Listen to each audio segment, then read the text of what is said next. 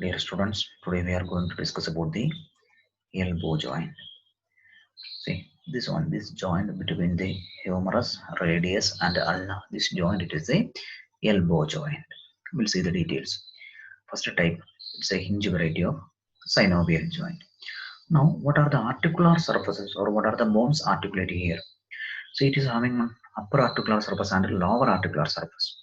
Upper articular surface is formed by capitulum and trochlea of the humerus. What is meant by that?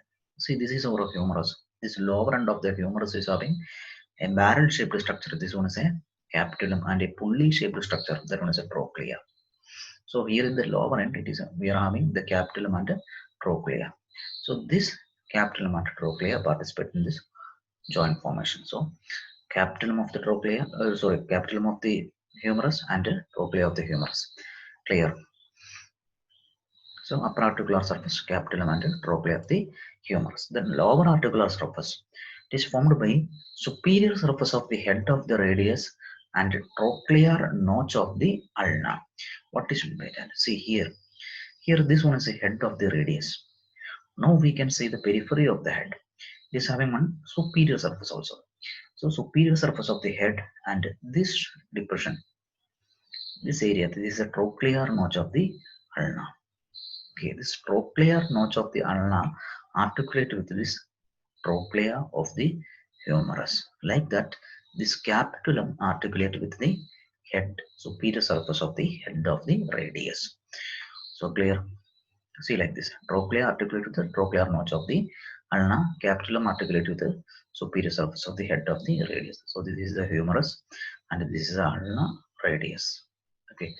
So these are the articular surfaces. So upper articular surface, capitulum and trochlea of the humerus, lower articular surface, head of the radius, superior surface of the head of the radius, then trochlear notch of the ulna. Now what are the supporting factors or ligaments? First one, capsule. It is covered with a fibrous covering, that is what the capsule.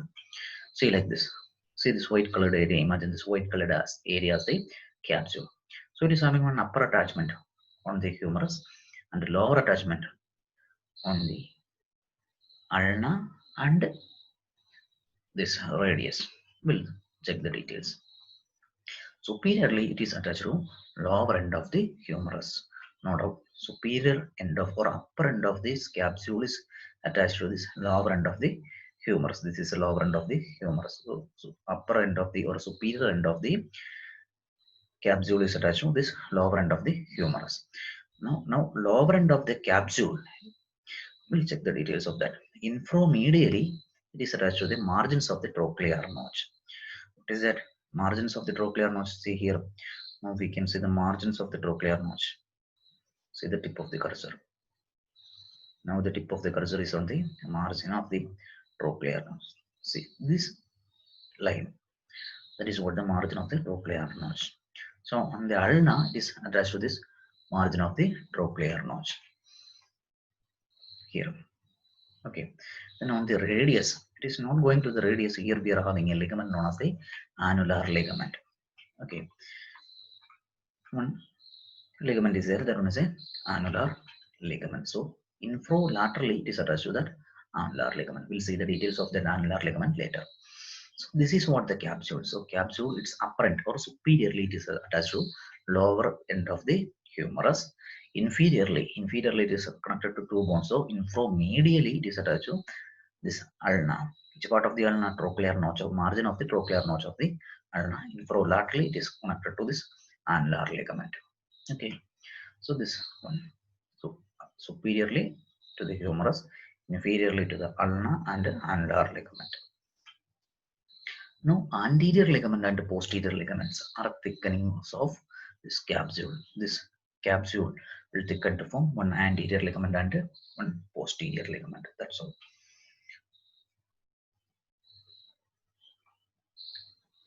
Now another one, ulnar collateral ligament. It's a triangular shaped ligament. Okay, its apex is connected to medial epicondyle and a base which is connected to ulna.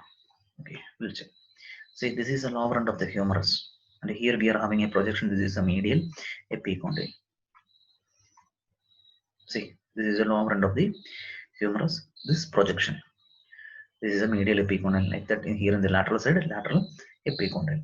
So from this medial epicondyle to the ulna, that ligament, that is what ulnar collateral ligament. See here in this diagram, this one, this triangular shaped ligament. This is the ulnar collateral ligament or medial collateral ligament. See, its apex is connected to that medial epicondyle. Okay, this projection, this is what the medial epicondyle. Base is connected to the margins of the ulnar trochlear notch. Okay, base is connected to ulna. Okay, then here this ulnar collateral ligament thickened to form three bands. One is the anterior band, the other one is a posterior band, then oblique band.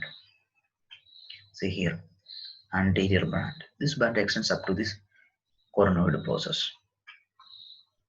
We'll check it. Anterior band, its lower end is attached to coronoid process.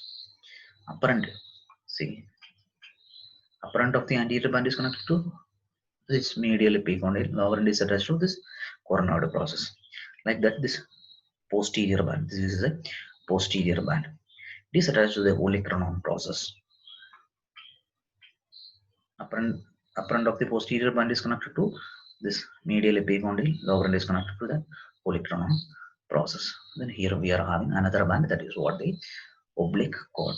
So anyway, this triangular shaped ligament, this is a ulnar collateral ligament. It is having three bands: anterior, posterior, inferior, or oblique. Okay, so ulnar collateral ligament and its details. Now, like that, on the opposite side, there we are having another fan-shaped ligament, that is the radial collateral ligament. Okay, it extends from the lateral epicondyle to the annular ligament. See, this is the annular ligament here. This is the lateral epicondyle, lateral side. There we can see the radius. So this projection, this is a lateral epicondyle. From this lateral epicondyle to this annular ligament, see this band or this ligament, this is a radial collateral ligament. These are the supporting factors. So what are the first one? Capsule, then anterior band and posterior band, then ulnar collateral ligament, radial collateral ligament. Okay, now some important relations. Anteriorly we are having brachialis muscle, an important relation, brachialis muscle, then posteriorly triceps muscle, medially ulnar nerve, then laterally supinator muscle. Okay, these are some of the important relations. There are many relations and you have to read. Now blood supply is supplied by anastomosis around the elbow joint. See here, this is the elbow joint. Around the elbow joint, there we can see some arterial plexus or network of arteries. Okay, that network. Okay, so anastomosis around the elbow joint. Now supply is supplied by ulnar nerve, median nerve, radial nerve, and the musculocutaneous nerve, branches arising from these four nerves. Okay. Then movements. It permits flexion and extension. What is meant by flexion? See this movement. See, this is the extended elbow. It will be in straight line. And this is the flexed elbow. This is a flexion, and this one, this is a extension. Okay, flexion is by brachialis, biceps brachii, brachioradialis. Biceps brachii is there. Okay, so biceps means we are having two biceps femoris and biceps brachii. So here it is biceps brachii. Okay, so brachialis, biceps brachii, brachioradialis. Extension is by triceps and anconeus. Now, dislocation, clinical anatomy. Dislocation of the elbow joint usually happens towards the posterior side. Okay, so these are some of the important details of this elbow joint. So remaining details, some more details are there. Those are details you have to read from your textbook.